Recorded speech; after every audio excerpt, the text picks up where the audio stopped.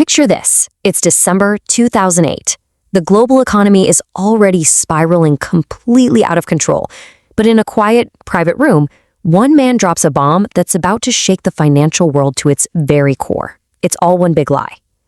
With that single, staggering confession, a massive scam was laid absolutely bare. We're talking a scam worth $65 billion. And honestly, the most shocking part? There was zero actual trades. Literally none. Just a mountain of fabricated statements and totally betrayed trust. Welcome to This Explainer. Today, we're unraveling the story of history's greatest financial illusion, the fall of Bernie Madoff. We're going to treat this exactly like the chronological thriller it truly is, tracking precisely how one man meticulously built an untouchable empire on trust and thin air, and how it all spectacularly, devastatingly collapsed in the blink of an eye.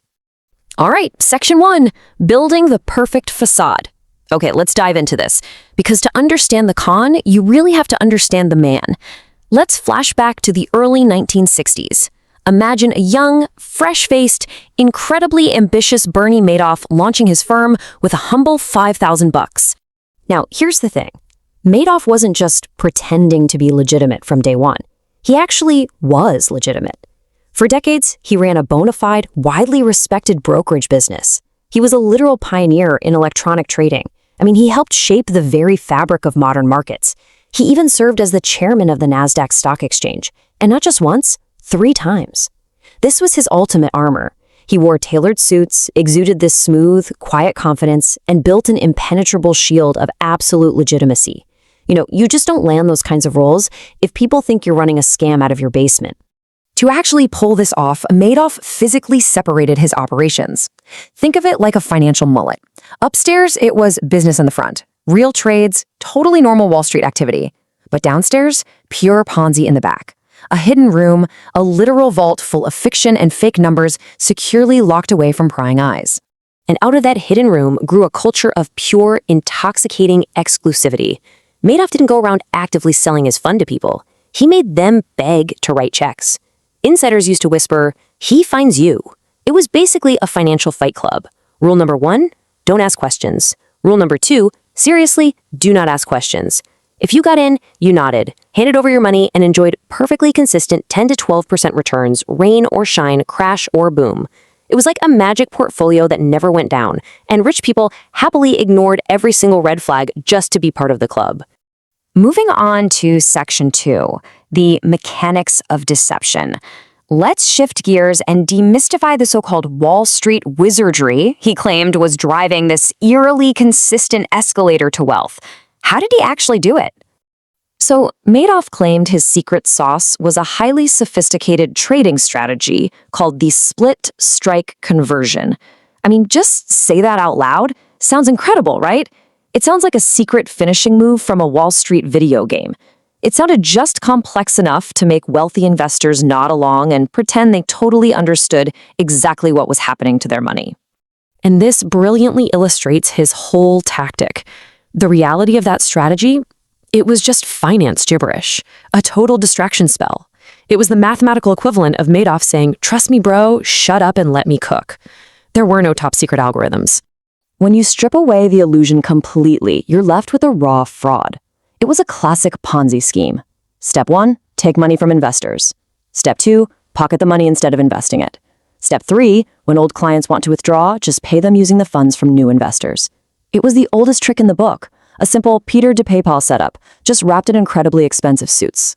But Madoff orchestrated an entire performance art piece to keep this illusion alive. Clients received these monthly statements showing picture-perfect fake trades, buying low, selling high. The timing was always suspiciously ideal. And get this, these were produced by an ancient IBM AS400, basically a glorified dinosaur computer that just churned out boring, safe-looking reports. Meanwhile, he outsourced the heavy lifting to feeder funds. These intermediaries acted like hype men, bringing in fresh fuel, raising billions from institutions and everyday investors, and funneling it right into Bernie's black hole. Section 3. The ignored warnings. Because this is where our thriller gets deeply, deeply frustrating. If it was just a massive, simple Ponzi scheme, didn't anybody see through the math? Well, actually they did. Enter Harry Markopolos, a financial analyst who saw right through the illusion long before the collapse. He looked at Madoff's eerily straight escalator of returns and knew, instantly, it was mathematically impossible. He sounded the alarm for years, explicitly telling the authorities, his numbers don't add up, I can't replicate them. He's a fraud. And what came of that? A massive regulatory failure of imagination. The SEC looked into it, asked Madoff for his trading records, and he quite literally just handed them fake ones. And because Madoff was so respected, so highly connected, they effectively said, wow, what a responsible guy, gave him a metaphorical gold star and sent him on his way. Nobody could bring themselves to believe the former chairman of the NASDAQ was fundamentally a criminal. Section 4. The illusion shatters. Reality always catches up. We arrive at the climax of our story, 2008. The global economy is a complete dumpster fire. Lehman Brothers is gone, the housing bubble bursts, and in the middle of this total chaos, Madoff's famously loyal investors start panicking.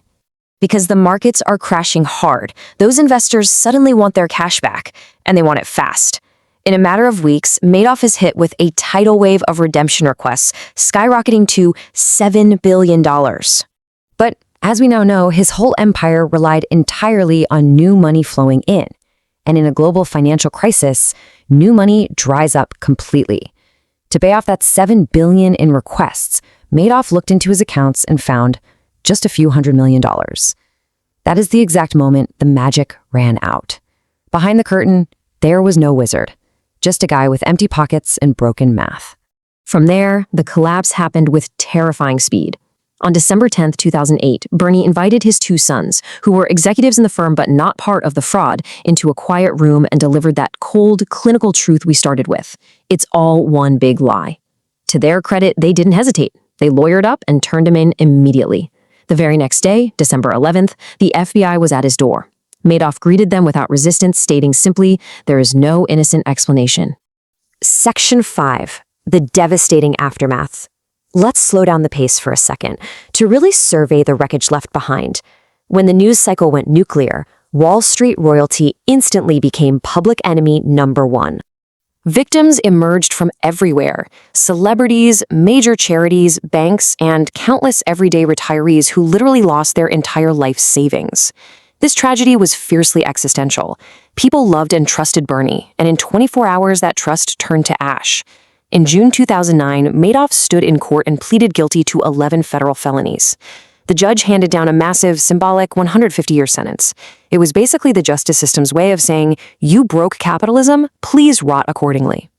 But why does this matter today? What should we take away from all this? Well, the aftermath forced a brutal reckoning. Congressional hearings absolutely torched the SEC for their failures. The government was forced to launch major reforms, pouring way more resources into oversight and establishing significantly stronger whistleblower protections.